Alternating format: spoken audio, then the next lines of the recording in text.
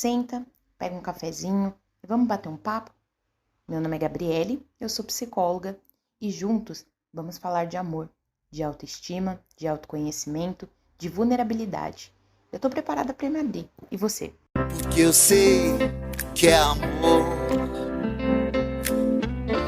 Eu não peço nada em troca. Porque eu sei que é amor. Eu não peço nenhuma prova. E assim, ao som dos Titãs, iniciamos nosso podcast Quando o Amor Chegar. E hoje vamos falar sobre permissões, sobre nos permitirmos ser amados. E você, sabe ser amado? Essa pergunta, ela causa uma certa estranheza, né? Porque a gente tem a impressão que pelo amor ser algo intrínseco, né, que está na nossa essência, todos os seres humanos buscam amor, a gente acha que especificamente a gente sabe receber amor, né? Mas se fosse tão simples, se fosse dessa forma, não existiriam relações não saudáveis. O amor é sim algo inerente ao ser humano, mas não quer dizer especificamente que a gente sabe amar, que a gente sabe receber amor, né? Muitas dessas reflexões que surgem desse tema partem da minha experiência clínica, mas também de algumas experiências pessoais que eu fui tendo ao longo da minha vida. Então, como eu falei no primeiro episódio desse podcast, o amor ele é uma construção. E ele vai se dando ao longo das nossas vidas. E muitas vezes, essa construção, a base, né, do amor na nossa vida, ele é construído de maneira errada. E aí podemos atribuir, né, o amor a uma entrega, quase uma prestação de serviços. Isso é comumente visto em mulheres, né? O cenário patriarcal nos leva para esse espaço do amor relacionado ao cuidado. E isso, por vezes, vem ali da nossa infância, né? Quando a gente entrega para a menina a boneca ali, quando ela mal aprendeu a brincar, a gente já entrega ali uma boneca para ela, esperando que ela cuide. Então, toda demonstração de amor que envolve as mulheres vem desse lugar. E aqui eu não quero dizer que o amor também não perpassa pelo cuidado. Sim, o amor também é construído com uma base de cuidado, mas não é a única. Então, existem outras nuances do amor que às vezes acabam sendo negligenciadas, né? Que às vezes acabam não sendo apresentadas para as pessoas, em especial para as mulheres, né? E o quanto, dentro desse contexto patriarcal, a gente espera que as mulheres elas estejam constantemente nesses lugares de cuidado. A gente atribui, né, o amor a um cuidado feminino, um cuidado materno. Então, quando a gente pensa ali no amor, a gente lembra daquela comida de mãe, da mãe fazendo isso, da mãe cuidando quando a gente tá doente. E olha como a gente vai criando, né, lembranças inconscientes de que o amor é isso, né? Principalmente quando a gente fala dessa relação de gênero, mulheres e homens, né? Os homens, eles têm essa ideia de que a demonstração de amor da mulher, ela parte daquele espaço em que ela cuida dele. Muitas famílias têm dificuldade em demonstrar afeto, então é comum nas sessões de terapia as pessoas relatarem que nunca tiveram um contato físico com os pais, nunca escutaram palavras de afeto, nunca ouviram um eu te amo. Essa falta de demonstração afetiva que acontece em muitos lares, né, gera aí adultos com um grande medo de rejeição, adultos que não conseguem verbalizar sentimentos, afeta diretamente a nossa autopercepção, nossa autoestima e pode gerar até uma dificuldade em confiar nas pessoas. Então, proporciona um medo de nos relacionarmos. Outra questão que é muito importante a gente pensar é também a forma como a gente busca o amor, o quanto a gente idealiza os nossos parceiros, o quanto a gente não nos permite realmente conhecer quem tá ali do outro lado, né? A forma como aquela pessoa ama. A gente idealiza algo que faz sentido pra gente. Então, a gente busca um amor que faça sentido dentro das nossas próprias percepções, mas não necessariamente é o que os nossos parceiros nos oferecem, porque ali do outro lado existe uma outra pessoa, com uma outra história, com outras formas de construção de amor ao longo da vida. E aí, pensando nisso, eu lembro muito nitidamente, assim, do começo do meu relacionamento e da forma como a gente precisou aprender um sobre o outro, né? Foi quando eu tive também contato com um termo, né? As linguagens do amor. E ali a gente percebeu que muitas das nossas expressões de amor eram muito diferentes, né? Mas esse processo não é simples, muito pelo contrário. Na minha cabeça de mulher independente, o meu primeiro movimento foi pensar, vou terminar essa relação. né? Como dizia a Luísa Sonza, eu sou bem melhor sozinha. E aí precisou muitas sessões de terapia, onde eu me culpava por ser fria, por ser seca, por ser pouco afetiva. E sorte que naquele espaço, né, da terapia e no meu relacionamento eu fui muito acolhida. E aí eu percebi que uma relação realmente saudável, ela nos permite mostrar nossas vulnerabilidades sem medo. Mas também entendi que muito daquela construção de amor que eu tinha medo de manifestar tinha base nas minhas próprias experiências, e não só nas familiares, mas nas minhas experiências de relacionamento, né? Eu fui traída no meu casamento, né? Então, ali eu senti o quanto o amor, ele também pode doer. E aí você percebe, né, que você começa a ter medo de se entregar. Porque se eu me entrego e eu sofro, o que eu faço? Eu me fecho. E é muito comum que as mulheres, né, que passaram por muitos traumas, as pessoas, não só as mulheres, quem passou por muitos traumas nos relacionamentos, as pessoas se fecham. E aí tem muita dificuldade em se abrir de novo, em se expor, e aí a gente começa, né, a buscar uma perfeição que não existe nas relações, né? Eu também entendi que esse meu desejo constante de perfeição, ele não me permitia me mostrar vulnerável, porque qualquer coisa passava a ser um alerta, assim, isso aqui, red flag, não quero mais essa relação. Aconteceu isso aqui. Não, fulano não serve para mim. Por quê? Eu buscava esse lugar, né, de perfeição que não existia. Era uma forma até de evitação. Eu evitava receber amor.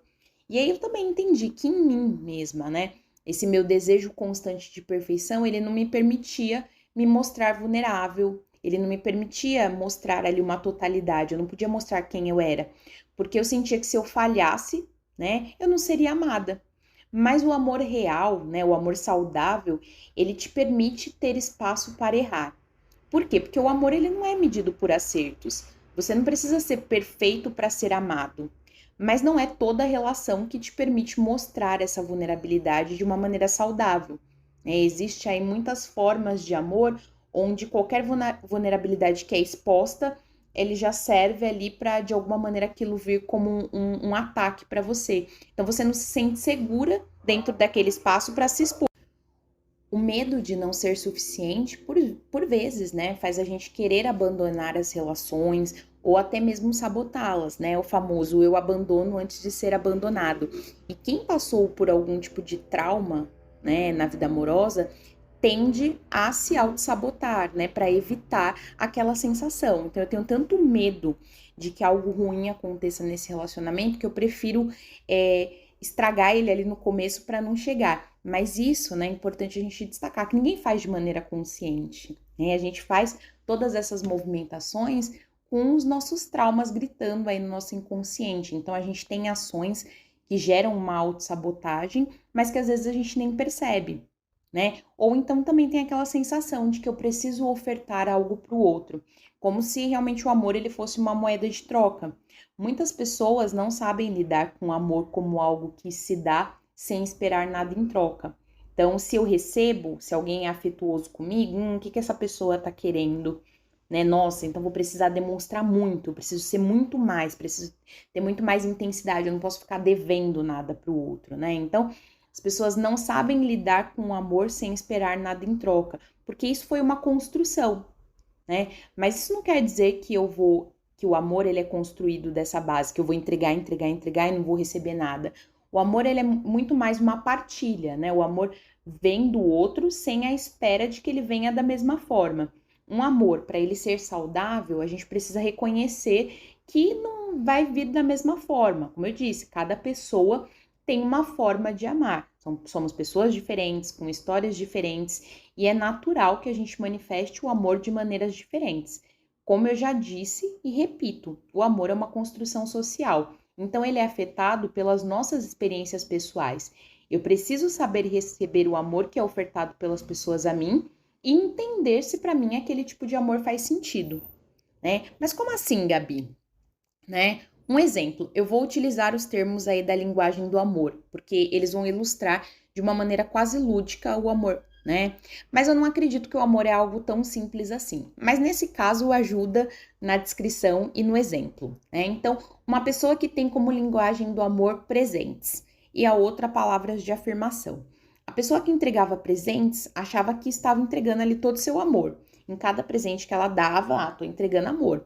Só que a outra tinha como linguagem de amor as palavras de afirmação. Então, ela elogiava, ela falava bem, ela estava sempre disponível ali. E aí, em determinado momento, ambas pessoas sentiram que faltava algo na relação. Por quê? Geralmente a gente entrega e espera receber igual, ou na mesma proporção. E isso passou a gerar muitos conflitos no relacionamento, porque ambos não souberam lidar com as formas diferentes de amor. E realmente é muito difícil tentar entender e sentir como é o amor. E principalmente atos que não nos parecem amor, frequentemente porque a nossa forma de amar ela é muito óbvia. Então, eu tenho um jeito e para mim aquele jeito é o correto, né? Eu amo dessa forma certa. Só que a outra pessoa também tem a mesma impressão, que a forma como ela ama é a correta, né? Então, pensar que quando, né, você não é adepto, por exemplo, das palavras ou do toque, que as coisas são bem simples para você, que são identificados, né, facilmente como expressões de afeto, é difícil para as pessoas ao nosso redor entender que a nossa forma de amor inclui atos mais práticos ou mais subjetivos.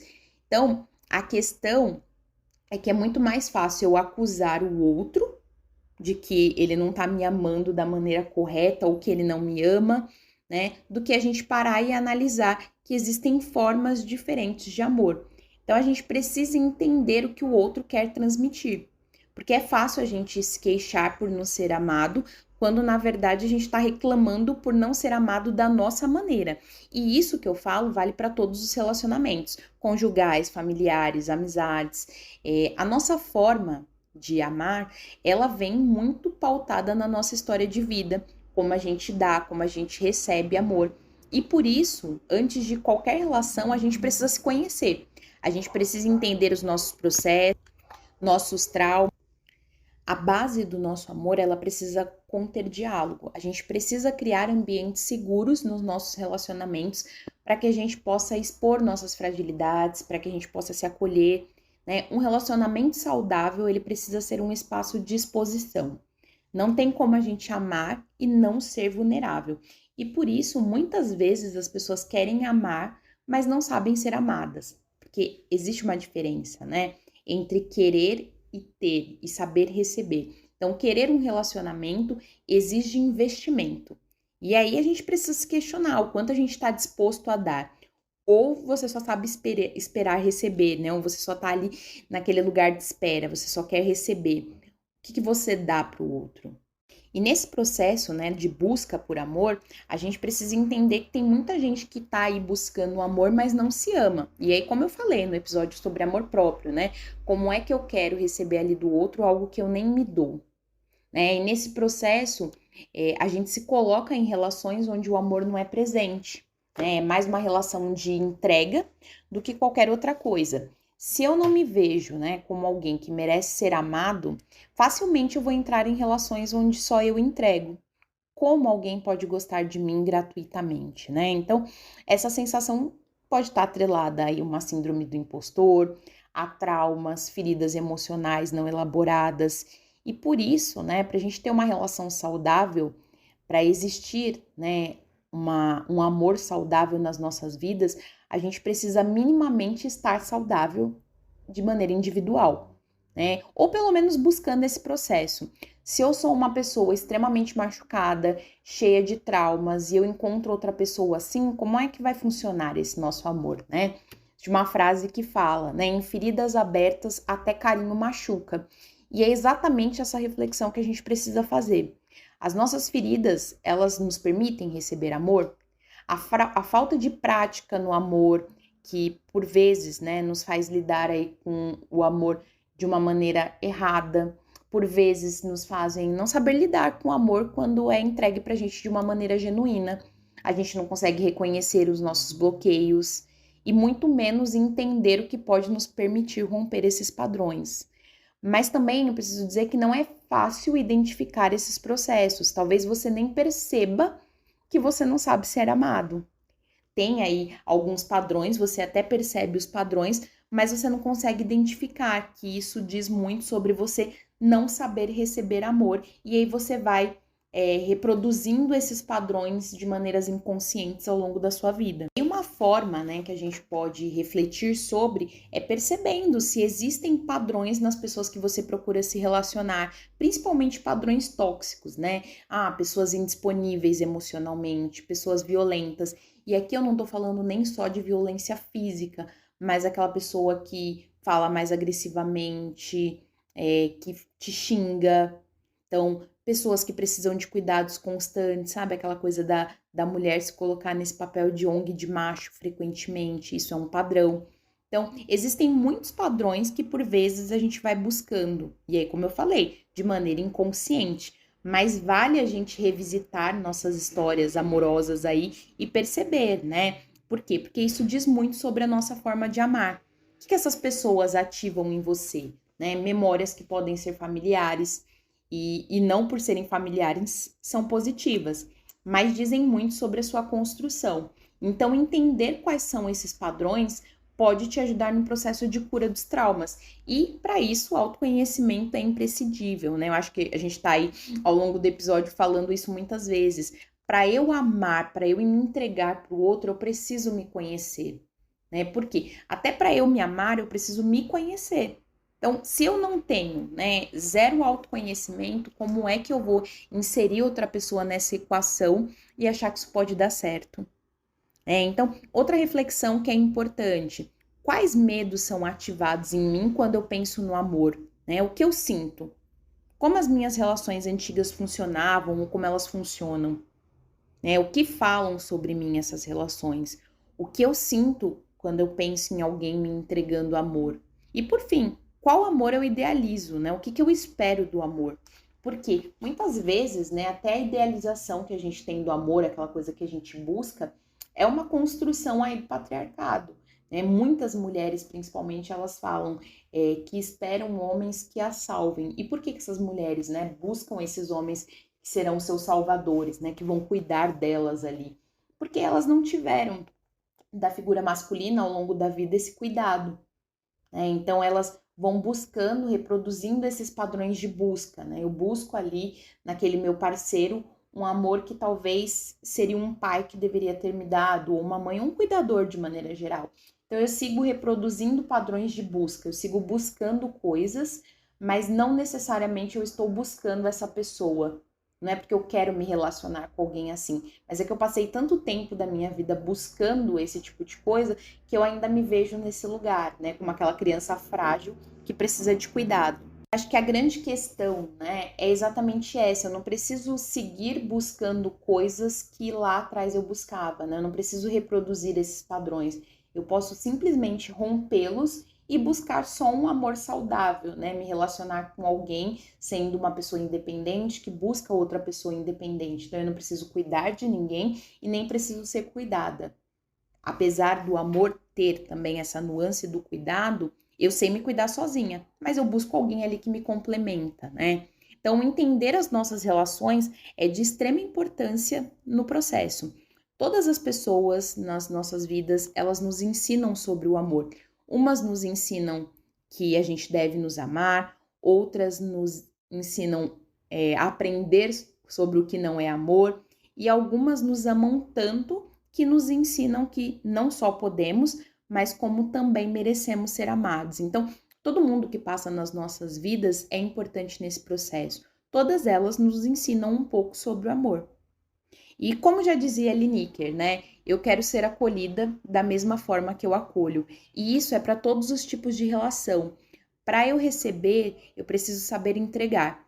E, parafraseando Bell Hooks, né? Entender que o amor é uma combinação de cuidado, compromisso, conhecimento, responsabilidade, respeito e confiança. Então, o amor não é só sobre cuidado, ele tem várias outras nuances que às vezes a gente se esquece e a gente não pode, né? O amor, ele é uma ação que é construída no cotidiano, mas eu preciso ter bem claro que, entendendo os padrões que eu reproduzo na minha vida, entendendo a forma como o amor foi construído, a forma como eu me enxergo como merecedora de amor, me facilita nesse processo de receber, porque aí eu não vou achar que qualquer coisa que me oferecem é amor, então eu não vou me contentar com a curtida nos stories, por quê? Porque eu sei que isso não é amor, né? Eu sei que isso não é afeto, eu sei que isso não é entrega. Eu vou deixar de me contentar com pouco, eu vou entregar muito, porque eu não vou ter medo, mas ao mesmo tempo eu vou saber que eu também mereço muito. Isso, né, é a virada de chave aí do amor. Você saber que você dá muito, mas que você também merece receber na mesma proporção. Então, isso, né, faz toda a diferença na forma como a gente se manifesta. Mas, né, depois de tudo isso, acho que hoje cabe exatamente a pergunta: como você vai estar quando o amor chegar, né? E eu fecho aí esse episódio com um poema que deu nome a tudo isso, né? Foi baseado nesses versos da Rupi Kaur que eu pensei nesse projeto, né? O amor vai chegar. E quando o amor chegar? O amor vai te abraçar, o amor vai dizer o seu nome e você vai se derreter. Só que às vezes o amor vai te machucar. Mas o amor nunca faz por mal. O amor não faz jogo, porque o amor sabe que a vida já é difícil bastante. Gostou desse episódio? Então, segue acompanhando a gente. Para quem quiser conhecer melhor o meu trabalho, é só seguir lá no Instagram, @psicólogagabriele. E aqui, no Quando o Amor Chegar, todas as sextas, meio-dia, tem episódio novo. Me diz aqui o que você achou desse episódio e mande sugestões, né? O que você quer que a gente fale sobre amor.